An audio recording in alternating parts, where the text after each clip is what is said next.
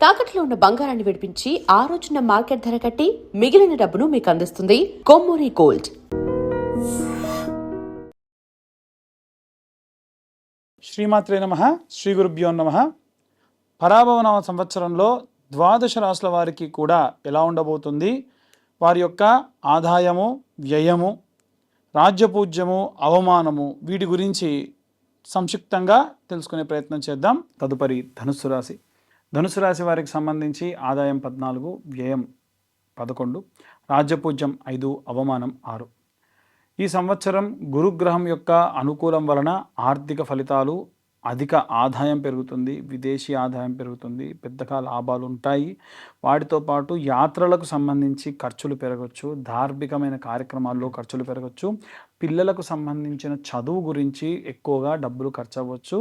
అయినా సరే సేవింగ్స్ వల్ల వీరు మంచి అద్భుతమైనటువంటి సేవింగ్స్ సాధిస్తారు. ఉద్యోగము, వ్యాపారానికి సంబంధించిన విషయానికి వస్తే ఉద్యోగస్తులు పదోన్నతి యోగము, విదేశాల్లో ఉద్యోగ అవకాశాలు, టీచింగ్, గవర్నమెంట్, అలాగే బ్యాంకింగ్ సెక్టార్లో ఉన్న వాళ్ళకి శుభదాయకంగా ఉంటుంది. వ్యాపారాలకు సంబంధించిన విషయానికి వస్తే అంతర్జాతీయ వ్యాపారము, ట్రావెల్, ఎడ్యుకేషన్, కన్సల్టింగ్ రంగాల్లో సంబంధించి వ్యాపారం అద్భుతంగా ఉంటుంది. విద్యార్థులకు సంబంధించిన విషయానికి వస్తే ఉన్నత విద్య, విదేశీ చదువు, రీసెర్చ్ అండ్ డెవలప్మెంట్, పిహెచ్డీలు చేసేటువంటి వారికి అద్భుతమైనటువంటి కాలము. ఏదైనా సరే స్కాలర్షిప్కి సంబంధించి చేసేటువంటివి యోగ్యంగా ఉంటుంది. గృహిణులకు సంబంధించిన విషయానికి వస్తే ధార్మికమైన కార్యక్రమాల్లో ఎక్కువగా పార్టిసిపేట్ చేస్తారు, యాత్రలు ఎక్కువగా చేస్తారు, కుటుంబంలో గౌరవం కూడా పెరుగుతుంది. చేతి వృత్తులకు సంబంధించిన విషయానికి వస్తే కనుక గురు అనుగ్రహంతో క్రమంగా ఎదుగుదల అనేటువంటిది విద్యార్థుల్లో ఉంటుంది. సంప్రదాయ వృత్తులకు సంబంధించి శుభంగా ఉంటుంది. రాజకీయ నాయకులకు సంబంధించిన విషయానికి వస్తే ప్రసంగాలు చేసేటప్పుడు నైపుణ్యంతో ప్రసంగాలు చేస్తారు, ప్రజాదరణ కూడా పెరుగుతుంది.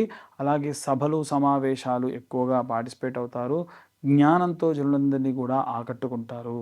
సినిమా రంగానికి సంబంధించిన వాటికి సంబంధించిన విషయానికి వస్తే ఈ ఆధ్యాత్మిక సినిమాలు తీయడము, చారిత్రాత్మక పాత్రలు పోషించే వాళ్ళు, ఉపన్యాసాలు చేసేటువంటి వాళ్ళు, భక్తి సంగీత దర్శకులు, అలాగే వీరందరికీ అద్భుతంగా ఉంటుంది. వైవాహిక జీవితము, వివాహము, వీటి సంబంధిత విషయానికి వస్తే వివాహం యోగ్యంగా బలంగా ఉంది. ఈ సంవత్సరం ఖచ్చితంగా వివాహం అవుతుంది.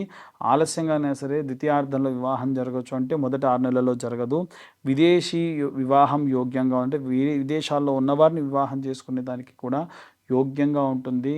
అలాగే పరస్పర గౌరవం భార్యాభర్తలు పెంచుకోవడం వల్ల అన్యోన్య దాంపత్యం కూడా పెరుగుతుంది. సంతానానికి సంబంధించి ఎక్కువ లాభం గోచరిస్తుంది. పిల్లలకు సంబంధించి చదువులో శుభదాయకంగా ఉంటుంది.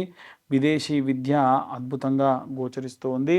అలాగే ఆరోగ్యానికి సంబంధించిన విషయానికి వస్తే కొన్ని రకాలైనటువంటి జాగ్రత్తలు తీసుకోవడం మంచిది. అలాగే తలనొప్పులు ఎక్కువగా అవ్వడము, తొడ, నడుము కింది భాగంలో నొప్పులు ఎక్కువ అవ్వడము, అలాగే బరువు పెరగడము, లివర్ సమస్యలు పెరగడం లాంటివి కూడా వచ్చే అవకాశం ఉంది. వీటి పరంగా జాగ్రత్త వహించండి. ఏ చిన్న ఆరోగ్య సమస్య వచ్చినా అస్సలు నెగ్లెక్ట్ చేయకండి.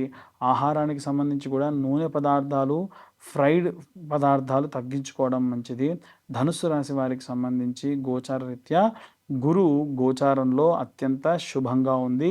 విద్యాభివృద్ధి, సంతాన లాభము, ధన యోగము, గౌరవం పెరుగుతుంది. గురువు మహా అనుగ్రహంతో ఇవన్నీ కూడా అద్భుతంగా గోచరిస్తూ ఉన్నాయి. శని గోచారంలో భాగంగా కుటుంబంలో ప్రేమ, ఇంటి బాధ్యతలు పెరగడము, ఆర్థిక ప్లానింగు, పెద్దల సేవ, లాభము, పరిపక్వత, స్థిరత్వము, ఇవన్నీ కూడా పెరిగే అవకాశం ఉంది. రాహు గోచారంలో భాగంగా విదేశీ యోగము, విదేశాల్లో ఉద్యోగము, విదేశీ యాత్రలు, అలాగే డిజిటల్ అవకాశాలు కూడా ఎక్కువగా పెరిగే అవకాశం ఉంది. జాగ్రత్త వహించాల్సినటువంటి విషయాలు ఏంటంటే మిమ్మల్ని డిజిటల్ పరమైనటువంటి మోసాలు చేసే వాళ్ళు ఎక్కువగా ఉంటారు. కేతు గోచార రీత్యా చూసుకుంటే ఆధ్యాత్మికమైనటువంటి విషయాల్లో యోగాలు చేయడము, ధ్యానం చేయడము ఆసక్తి పెరుగుతుంది. అలాగే త్యాగ భావన ఎక్కువగా పెరుగుతుంది. ఎక్కువ సన్యాసత్వం పెరుగుతూ ఉంటుంది లోపల. గురు ప్రభావం వలన గురు అధిపతిగా ఉన్న కారణం చేత వీరికి అత్యంత శుభమైనటువంటి విషయాలు ఏంటంటే జ్ఞానం, గౌరవం, ధర్మం, ఈ 3 పెరుగుతాయి. వీరికి కొద్దిగా నష్టం ఏదన్నా ఉంది అంటే అతిగా ఆశావాదము, అతిగా మాట్లాడడం లాంటివి మాత్రమే పరిగణలోకి తీసుకోవాలి. వీరికి మార్చి నుండి జూలై ప్రాంతం వరకు శుభ ప్రారంభంగా ఉంటుంది. విద్యా ఉద్యోగంలో శుభంగా ఉంటుంది. జూలై నుండి సెప్టెంబర్ వరకు కూడా ప్రమోషను, వివాహ యోగ్యము అధికంగా ఉంటుంది.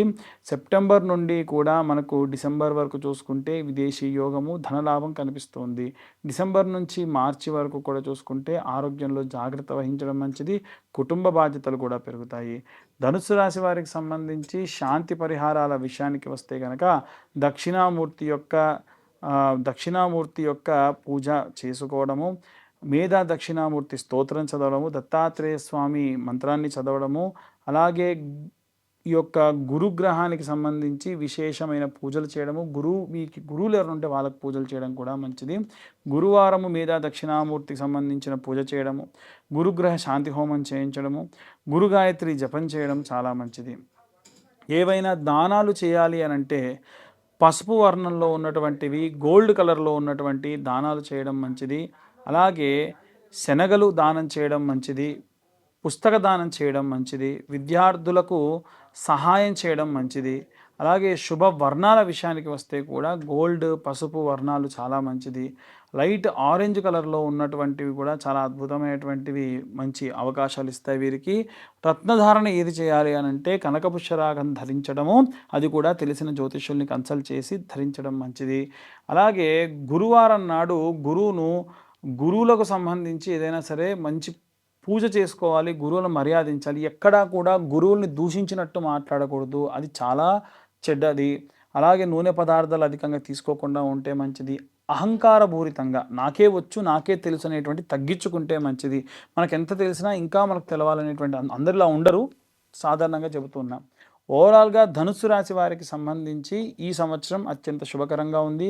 గురు మహా అనుగ్రహం వీరియందు విశేషంగా ఉంది. అలాగే విదేశాలకు సంబంధించి యోగ్యంగా బలంగా ఉంది. ధార్మిక జీవనం ఈ సంవత్సరం పాటిస్తారు. జ్ఞానము, ధనము, దానము, అలాగే గౌరవం కూడా ఈ సంవత్సరం వీరికి పెంచే అవకాశం కనిపిస్తుంది.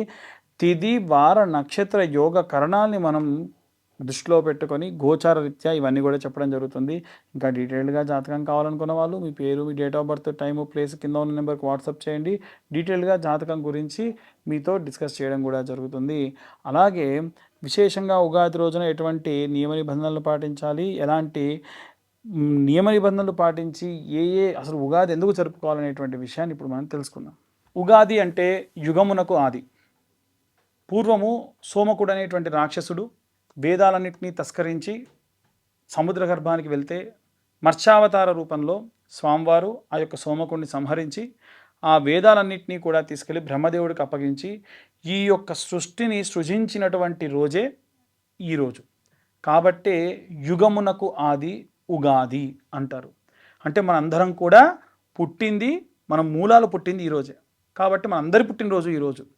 ఈ రోజున మనము తలకు నూనె పెట్టుకోవడము, నలుగు పెట్టుకోవడము, అభ్యంగన స్నానం చేయడము, కొత్త వస్త్రాలు ధరించడము, ఆ వస్త్రాలకు కాస్తంత పసుపు పెట్టుకొని దేవతల దగ్గర షడ్రుచులతో కూడినటువంటి పచ్చడిని నైవేద్యంగా పెట్టి మన సంకల్పాన్ని చెప్పి, మన రిజల్యూషన్ అంటారు కదా, అందరూ న్యూ ఇయర్ రిజల్యూషన్ ఏంటి, ఏం తీసుకుంటున్నారు, అసలు న్యూ ఇయర్ కానే కాదు. ఎందుకు అంటే అక్కడ ఏమీ మారదు. మనకు ఉగాది రోజునే అన్నీ మారుతాయి. ప్రకృతి మారుతుంది, ప్రకృతిలో వాసనలు మారుతాయి, ప్రకృతిలో పక్షుల యొక్క కిలకిల రావాలు మారుతాయి, వాతావరణంలో మార్పులు ఉంటాయి. కాబట్టి ఉగాది మన యొక్క అసలైనటువంటి న్యూ ఇయర్. కాబట్టి ఆ రోజున అందరూ కూడా నూతన సంవత్సర శుభాకాంక్షలు చెప్పుకోండి. ఇదంతా అయిన తర్వాతకి రాజదర్శనం చేయాలి. రాజు అంటే దేవుడే రాజు యొక్క రూపంలో ఉంటాడు అంటారు. ఇప్పుడు మనకు రాజులు దేవత రూపంలో లేరు కాబట్టి విశేషంగా శివకేశవుల యొక్క దర్శనం, అంటే దేవాలయానికి వెళ్ళి శివుడిని, విష్ణువుని దర్శించుకోవడం మంచిది. అలాగే ఈ యొక్క ఉగాది రోజున పంచాంగ శ్రవణాన్ని వినండి. ఇప్పుడు మనకు చెప్తున్నటువంటి పంచాంగ శ్రవణం అంతా కూడా మీరు మీ రాశికి సంబంధించి ఎలా ఉంది, ఈ సంవత్సరంలో ఏ టైం నుంచి ఏ టైం వరకు ఎలా ఉంది అనేటువంటి విషయాలు కూడా సంక్షిప్తంగా చెప్పేటువంటి ప్రయత్నం చేశాము. కాబట్టి ఎవరైనా జాతకాలు చెప్పించుకోవాలన్నా ఈ రోజున చెప్పించుకోవచ్చు. అలాగే వీలైనంత వరకు కూడా ఈ సంవత్సరంలో ఎవరికైనా వివాహం కాని వారికి, సంతానం కాని వారికి ప్రత్యేకమైనటువంటి హోమాలు నిర్వహించడం జరుగుతుంది. ఆసక్తి కలవారి కింద ఉన్న నెంబర్కి కాంటాక్ట్ చేయొచ్చు. సర్వే జనా సుఖినో భవంతు. స్వస్తి.